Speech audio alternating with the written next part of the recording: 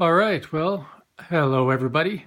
We're going to go through our first physical gameplay of Legends of Novus using a new prototype board and cards and tokens that obtained from the Game Crafter. And this same type of prototype will be sent out to reviewers and previewers to let us know what they think of Legends of Novus, coming to Kickstarter on February 19th. So I'm going to go through a brief description of the different components, and then we'll get into some solo gameplay. But at this point, I'm just going to point them out. You can see it all on the website if you choose to have a look at that. So over to the left here, we have the reward deck. That's where we'll find armor, we'll find weapons, we'll find rings, scrolls, potions, and treasure should all be in this reward deck. Second thing we have to set up is the adventure deck, and inside there we will find skills, curses, action abilities, we'll find treasure, and other miscellaneous things can be found in there, including encounters. You'll see arranged around the board, and they don't have to be arranged this way, I'm just doing this for visual purposes for this playthrough, but the quest creatures, which are the strongest creatures in the game, are located kind of near where their spots are on the game map, which are the red dots. In the actual final game, there may be creature standees, depending on how much fundraising we get, but at this point, just quest tiles made out of cardboard, and the back shows where on the map you would encounter that creature. It also says the same on the location guide. So there are 8 of those. You will find the map itself will be a quad fold 18 by 18 board is the plan. The map we have here is a little bit larger, and that's because boards I ordered actually didn't make it in, so instead this is a printout from Staples, believe it or not. But it does fold nicely, and hopefully it does the reviewers well to be able to play the game. Has everything that they need there. Next up, we have another deck. This is the encounter deck, and in this deck is where you'll encounter the basic creatures of Novus. So not the most powerful ones, but some of the easier to defeat creatures, which will help you grow your status to become a Legend of Novus. In addition, we have the location guide. The location guide is a critical piece of information that tells you what every location on the game board does. And so you'll be referring to that quite often. The more you play the game, the more familiar you're with, where you may not even have to look at that guide. But also, if you don't want to flip through the entire guide, there is a cheat sheet that'll be given, or a card-sized reference, and it just gives a little one-liner about what happens in those locations. So if I go to this demonic temple, I know it's a quest creature where I'd fight as Makai. Or if I go to Floating Falls, it's an explore location, and I could get an adventure card. So it's just a brief summary of what could happen there. All right, so other components include dice. So there are 5 dice included in the game, 1 for each character card, and other players will use their own dice to roll for the creatures that you battle. There's also a 6-sided travel die. So this travel die has 2 encounter sides, 2 safe travel sides, an adventure card side, and a reward card side. And so this die will be used quite a bit during the game. You'll also find some tracking, just little cubes that are used to track your experience and your combat ability on the character sheet. And then we'll have one more in solo mode that we're going to use to track what turn we're on. In the final game, the goal is to be able to remove this and actually have a score and experience counter with dials. But again, that's an extra expense that we wouldn't be able to do unless we had a very high kickstarting result. So would love to share that, but until that point, we have to have it as a cheaper method on the actual character sheet. Then we'll have, right now we have character meeples, and that will turn into standees for the final game. So this is the fighter meeple that'll start at the base city of Vase City. And then lastly, we have coins. So these coins are going to be collected throughout the game, and they can be used to purchase cards, or they can be traded in for experience points. A couple other things we have is ally cards, which are always kept to the side, and they're only used if you have an ability that lets you get an ally. There's also a Pegasus ally. And then we have the advanced class cards. And these are going to be put over top of your class card if you advance your character, which you do once you've hit 10 experience at the end of a turn.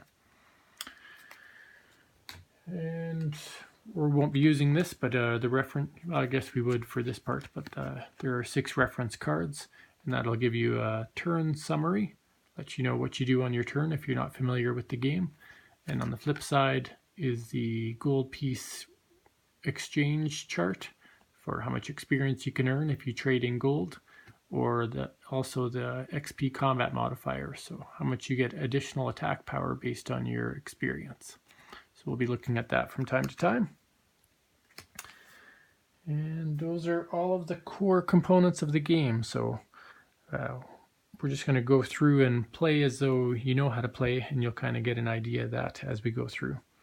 So to start off with, when we start the game, each player gets 1 reward card and 1 adventure card. Those cards are kept in that player's hand, and they're not revealed to other players. So in this case, I have a light shield. So that's a piece of equipment that would go in the hand location. I could sell it for 5 gold, or I could equip it and get 1 extra combat power. It can't be used by the wizard class. The other card I drew is an encounter card, and encounters can be played at a specific point in the adventure phase if you choose to.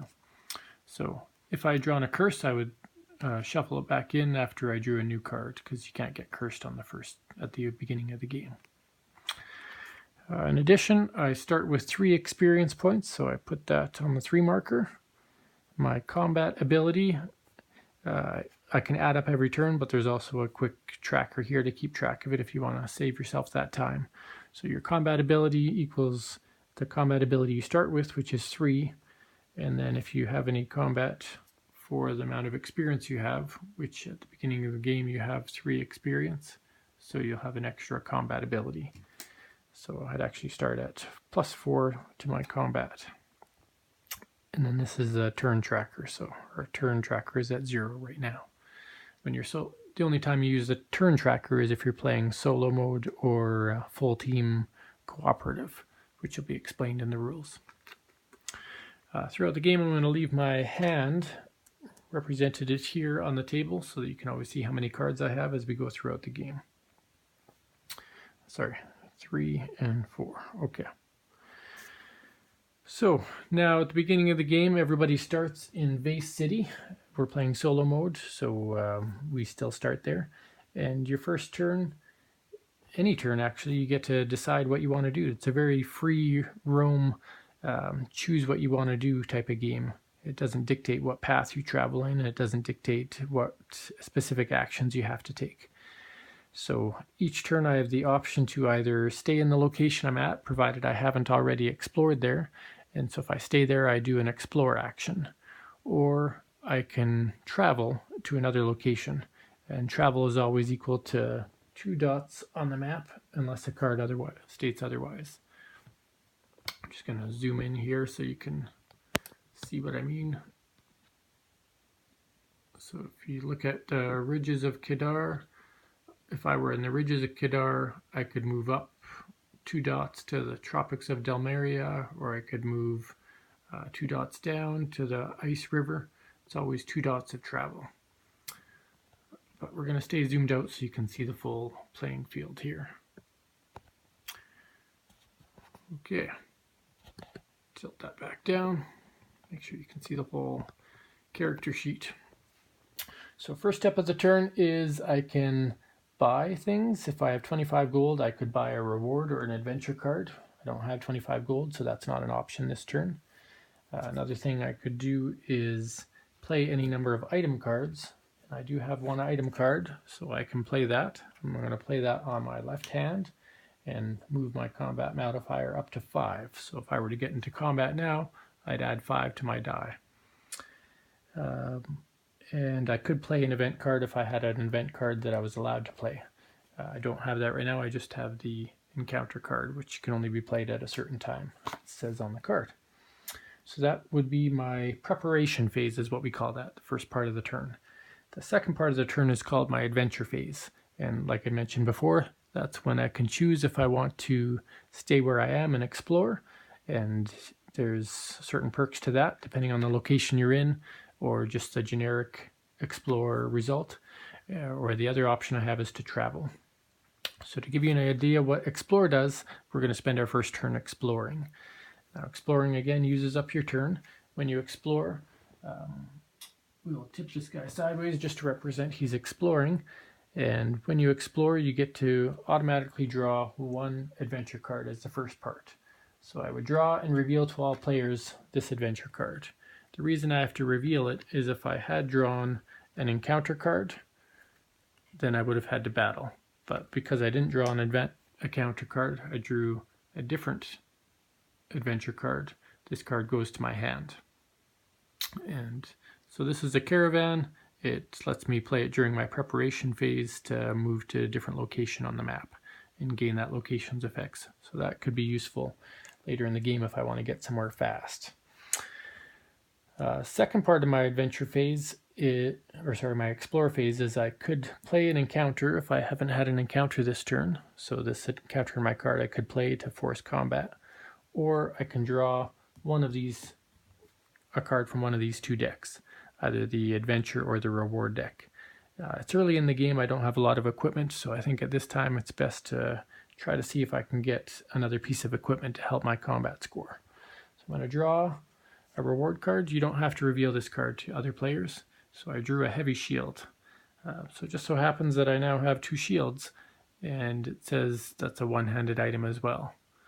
So it might seem kind of odd to be able to play 2 shields. That might be a gameplay mechanism I'll have to look at. But according to the rules, I can have both my hands full of items, so that item is actually playable.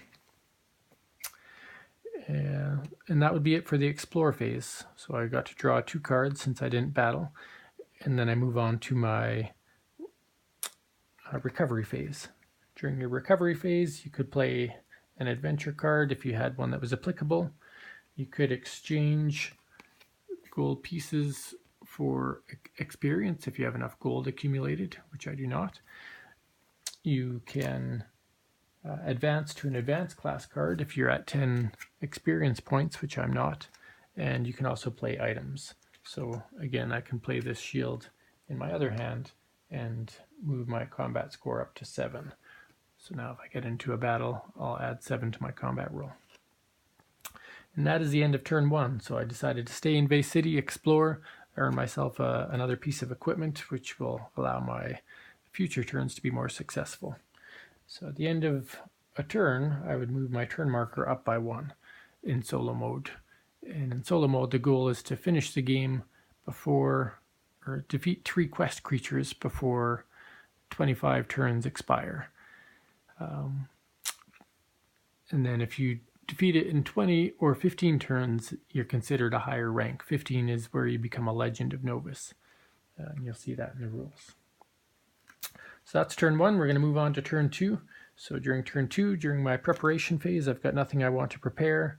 I don't want to use my caravan just yet. So I'm going to move on to my adventure phase. My adventure phase, I cannot explore since I explored this location this last turn. So now I must travel somewhere. So again, I can travel up to 2 dots. So I'm going to travel towards Exire, which is where the fighter earns additional experience if they go there for the first time in a game. So we're going to travel 1 dot, 2 dots, and it's when you travel that you have to roll the travel die. And that is a random element. It doesn't control how far you go, it just controls what happens when you go there, because when you travel in the dangerous land of Novus, you don't know if you're going to find something along the way, if you're going to get attacked by a creature, if you're going to get cursed by some of the wild magic in the world. And that's what the adventure die does for it, or travel die does. So we rolled an encounter. Again, matches the symbol on the back of the encounter deck. And with that encounter, we flip over the top card, and that is the creature that we have to battle. So this one's a bit dark, but this is the Swarm of Rats. This is an animal creature, and it has an initial combat power of -5. But anytime you face an encounter, you must first have the creature special ability apply. So before you have any choice to run or fight or do anything, the creature's special ability always happens. So in this case, I have to roll a d10 and add that value to this creature's combat value. So as a -5, I'm going to roll a d10. 9 is my result. So that means this creature, instead of being a -5, is actually a +4 Swarm of Rats. So it means there's a ton of these rats instead of just a few. Kind of represents that swarm. Now the other part on here says if I'm defeated, then I would attach this card as a curse to my character and I'd get a permanent -1 to my combat value. So if I lose against these rats, it's going to cause me some long-term grief. Now I have a +7 to my combat modifier, and the rats, as we said, have a +4. So I'm going to take the risk and show you what happens in a battle. So when it comes to a battle, you will pick a die to represent your opponent and pick a die to represent yourself. So throughout the game, red is going to be bad guy, white is going to be me. And we'll add our modifiers. If I'd wanted to, I could choose to escape. Anytime you want to escape, you would roll a d10, and if you roll a 6 or higher, you run away from the battle and the turn comes to an end.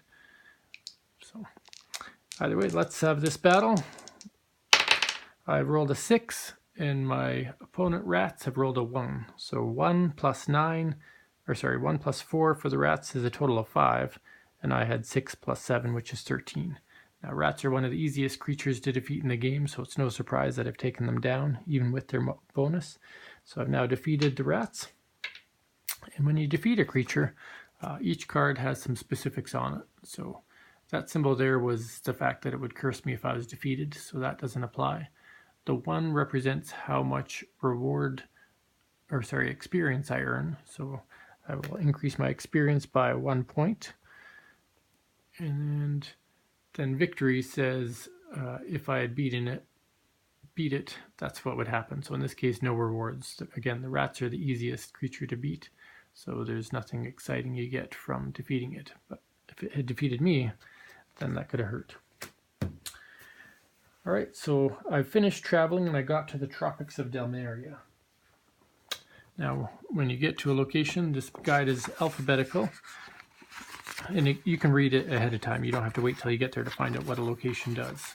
There's no secret, so I already knew what would happen when I came here. So Tropics of Delmeria is an encounter-style location, and what happens is if you explore there, you have to battle a Reptosaur creature. So you would only do that if you chose to explore there, and that's with any of the encounter locations. So nothing else happens otherwise. I'm safe in Delmeria. And then we proceed to my recovery phase. My recovery phase, I could play equipment and everything else that we talked about before. So that brings me to the end of turn 2. So here we go, the end of turn 2, and I've traveled a little bit across the world. We're going to go on to turn 3. So the beginning of the turn, nothing I want to play. I'm going to choose to keep traveling. I don't want to explore at this point. When you're playing solo mode, you really can't afford to waste too much time because you need to build up quickly, travel the world, and be able to defeat these quest creatures before they destroy the world. So we're going to travel 1, 2 location spots, roll this travel die. This time we rolled the map, and the map means safe travels. So when you have safe travels, you earn 10 gold pieces, and nothing else happens. You just get to that location.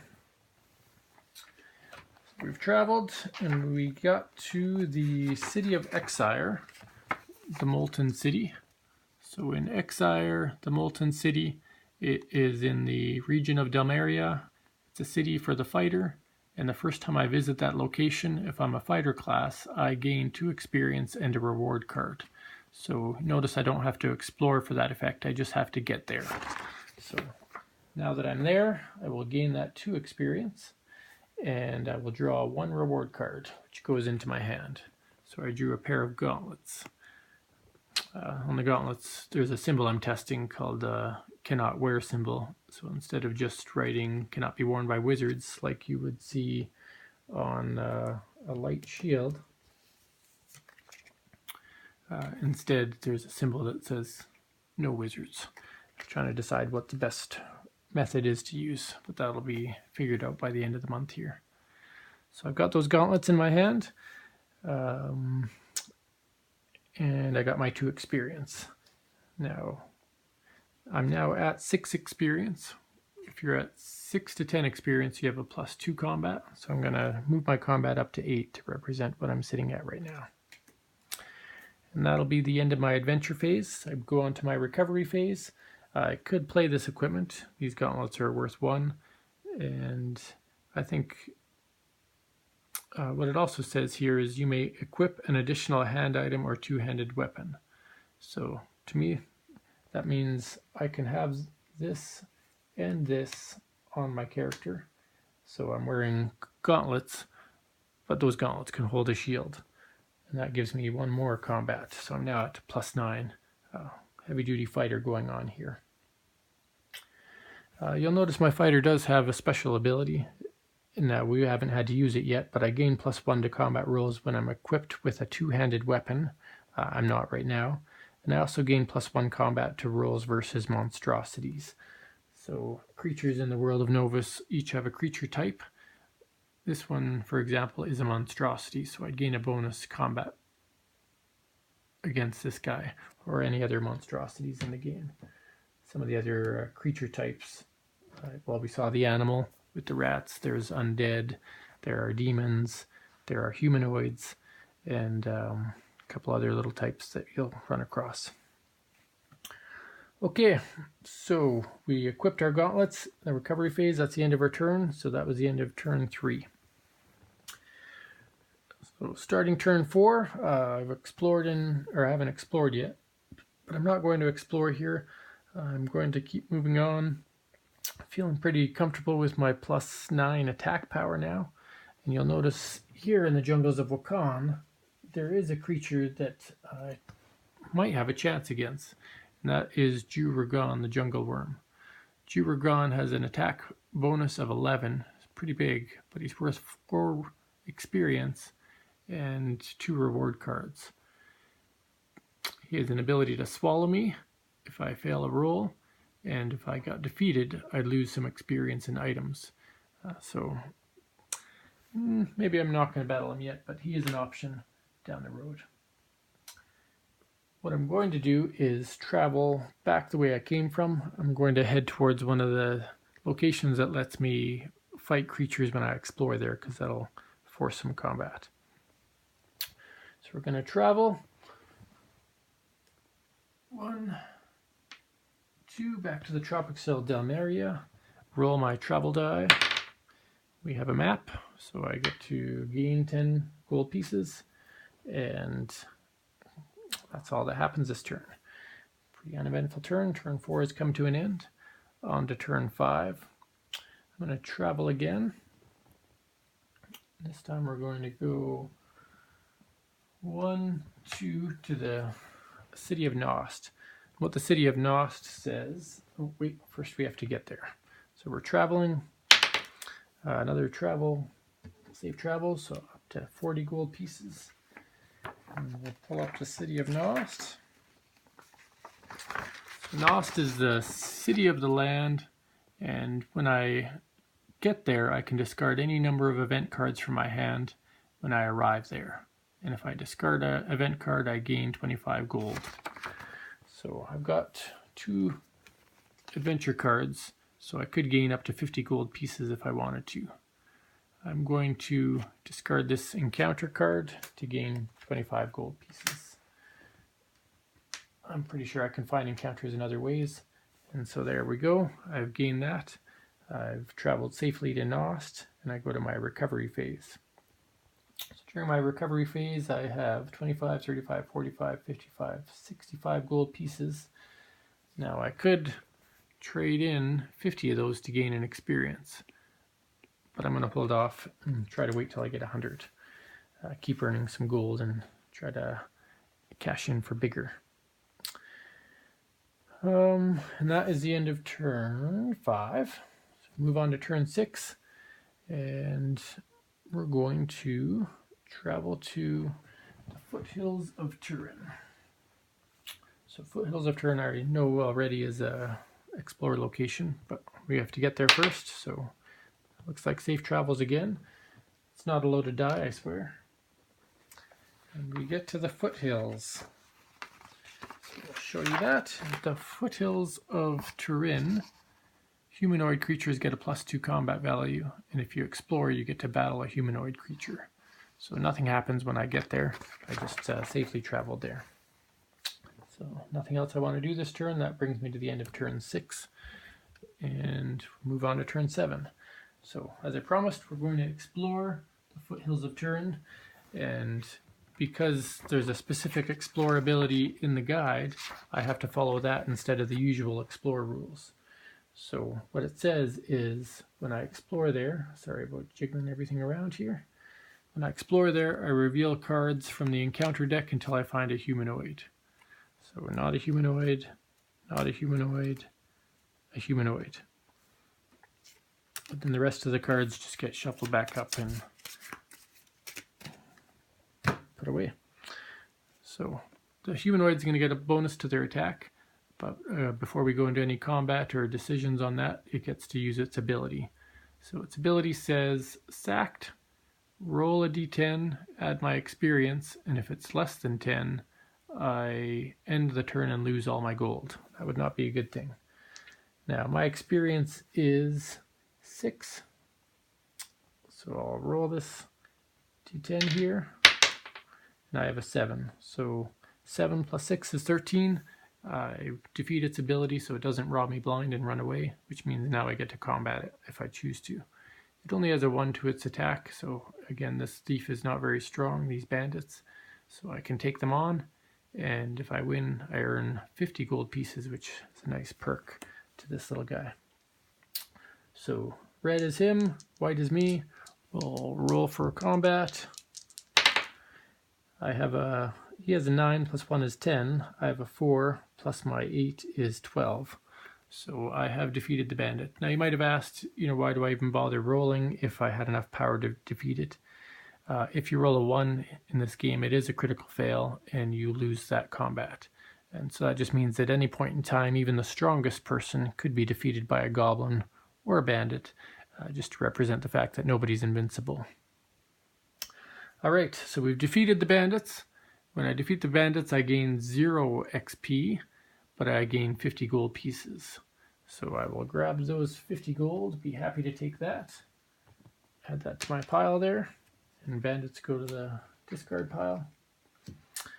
And then we have, I forgot to mention the bandits had an extra 2 to their attack roll, so because that was with the power of Foothills of Turin. So a 9 plus their 1 would have been 10, plus 2 more would have been 12. And I had 4 plus 8 is 12.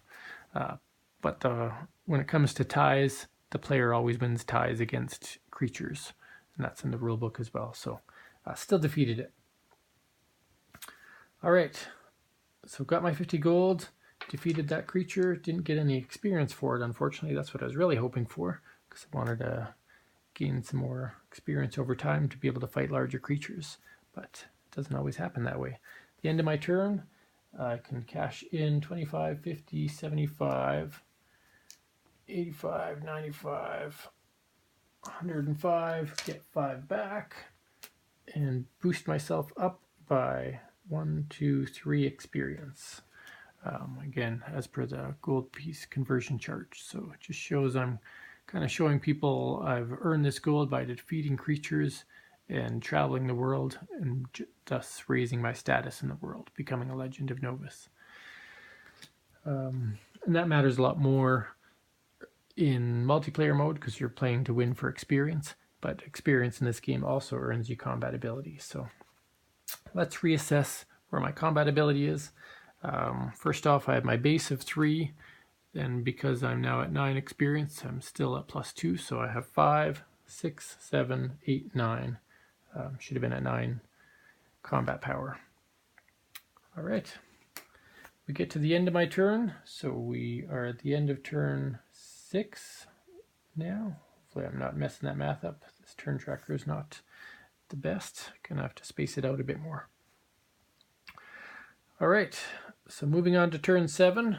I can't explore again, so stand back up, and I have to travel this turn. Now, I've got this special card here called a caravan, and this event can only be played during my preparation phase, which I'm in now. I could pay 20 gold and move my player to any location on the map, follow its effects, and proceed to the adventure phase. So we're going to take advantage of this and pay 20 gold pieces, use this card, and travel. Now, the city I'm going to travel to is somewhere where I'm aware of that will gain me more experience, and that is in Asa. So if we go to Asa, the city of the ancients, the first time I explore in that location, I'll gain 2 experience if I'm a basic class. I'm still a basic class, I haven't advanced yet, so we're going to jump over here to Asa, and according to the caravan, I follow that location's effects, if any. Now, I can't follow that location's effects because I'm not exploring at this moment in time, so I have to wait until I can explore on a turn. So I've gotten there safely. It's not considered a travel. I go to my recovery phase, end turn 7, and then move on to turn 8. Turn 8, I have no cards in hand. I'm going to explore. When I explore there, I gain 2 experience if I'm a basic class, and then nothing else happens. So 1, 2 experience. Very good. Up to 11 experience. And that gives me a +3 combat modifier, so I'm now up to a +10. Feeling a bit more confident here in my ability to take down Juragon. Okay, that's the end of that turn, so turn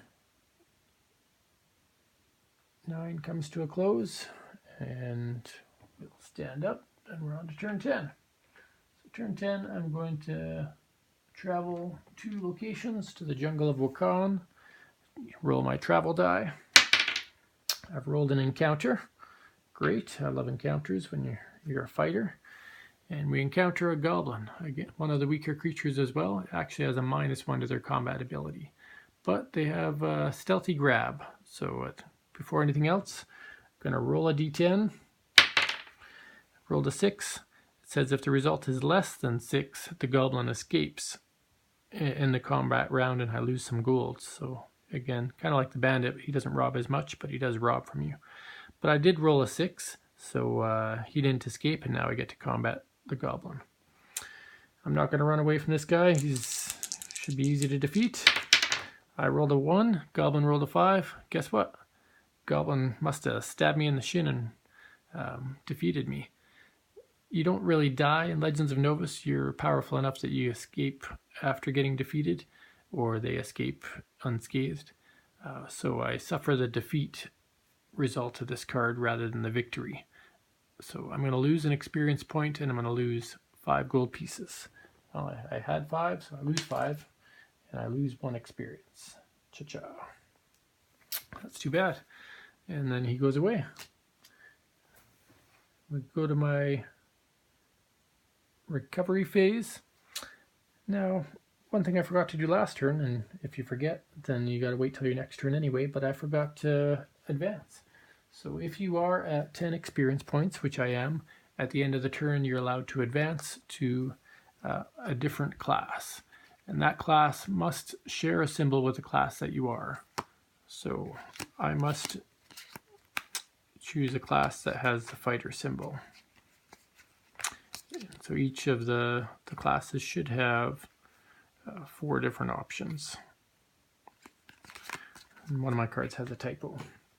So I can become the aggressive assassin, which is supposed to be the thief fighter. So both of these symbols had to be changed. I could become a perfect paladin, a ballistic battle mage, or a brutal beast form, which is a type of druid. So we're going to become a perfect paladin this game, and that is a fighter priest class. Because I'm a fighter, I can become it, and that gives me a +5 to my combat ability. So instead of my +3, I'm +5, so I'm going to move this over to 12. And it offers me some other abilities as well, replacing my fighter abilities. So it says I automatically win the first round of quest battles that I fight, but I can't choose to escape any battles. I also can't be cursed, and there's a holy intervention option to avoid suffering a defeat clause. I don't have any cards to discard, so I don't have the ability to call the gods in to interfere, but I am about to fight Juragon next round, so that first ability will be beneficial. You'll see that in just a moment. Alright, so that ends turn 10. On to turn 11. I'm in the jungles of Wakan, and I'm choosing to explore to battle Juragon. So here we go. Explore. We must fight Juragon. So Juragon's first effect here is what we have to deal with. So he has the swallow ability. I'm going to roll a d10 and add my experience to the roll. If I roll less than 15, the turn is over and he swallows me and spits me out somewhere else. So I'm going to roll my lucky white die here. I'm going to add 12 to this roll. 2 plus 12, 14. Did I roll 15 or higher? No. So Juragon swallows me. I have to move my map marker to the location left of the Tropics of Delmeria and my turn ends. So basically Juragon gobbles me up, travels across the land, and spits me out. And if you read the story of Juragon, you'll see that he just doesn't like to digest certain peoples, and I guess I'm one of those people. Maybe he doesn't like my shields and gauntlet. So my turn comes to an end. There is no recovery phase, so if I had something I'd wanted to do, that would not apply. Juragon is still alive and kicking, and turn 11 comes to an end. All right, so now that might not seem like it's much of a defeat, but if you think about it in terms of time, I just lost 2 turns, and that's going to make it harder to become a Legend of Novus, because I'm already on turn 12 and I haven't defeated a single quest creature yet. But I'm pissed off at Juragon, so I'm going to travel back, roll my travel die, get a reward card. I found myself a spell book, which it can only be used by the wizard class. It's an item card, but only by the wizard class, so it doesn't serve me much purpose. That goes in my hand. I could choose to sell it at the end of the turn for the gold value of 5, but I'm going to choose not to sell it. Keep that in my hand. Might help me with a holy intervention later in the game. And that is the end of my turn. So turn 12 comes to an end, bringing me to turn 13. Lucky 13.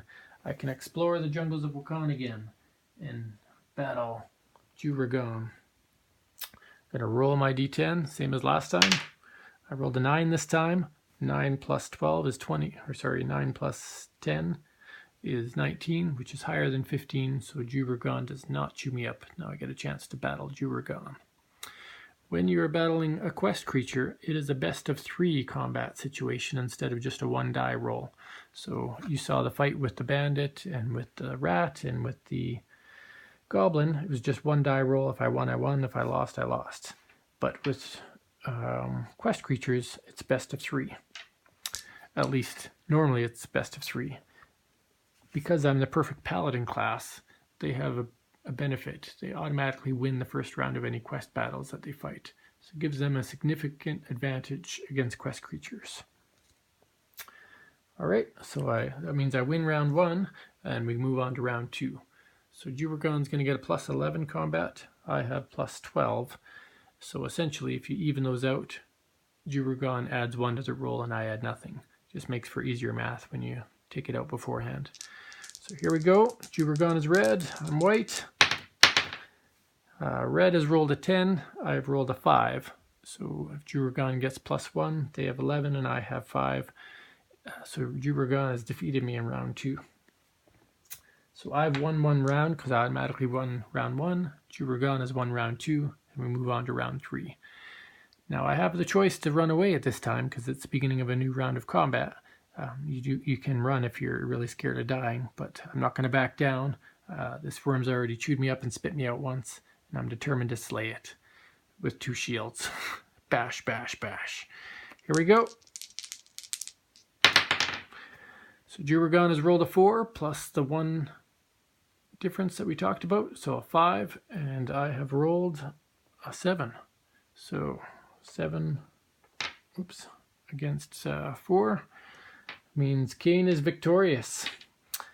So congratulations, first quest creature defeated, and for that victory I earned 4 experience points.